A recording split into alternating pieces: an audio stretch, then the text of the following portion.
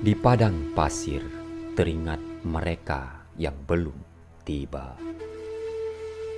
Karya Barlian Awi. Kami di sini, di dinding bukit yang angkuh, yang meneguh batu-batu, tanah kerontang yang tandus, tergerus ingatan mengayam masa silam.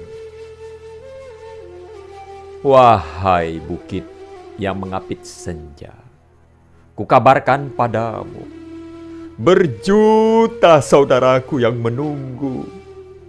Wahai gurun yang menuntun malam, kusampaikan padamu tentang kerinduan.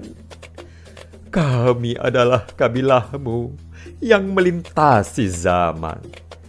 Kami adalah pengembara yang tak tahu di mana oase padang pasirmu.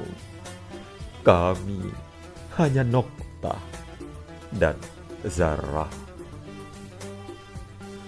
Wahai padang pasir yang tandus, seperti engkau, kami pun haus akan hujan, haus rahmat Tuhan yang tersurat dalam kitab-kitab agama, yang termaktub dalam sabda-sabda purba. Duhai padang membentang luas, jika ada genangan air di palung batu, itulah tumpahan air mata kami, pembasuh dosa. Duhai padang pasir, kamilah musafir yang melintasimu dengan keyakinan meski ditingkahi ragu.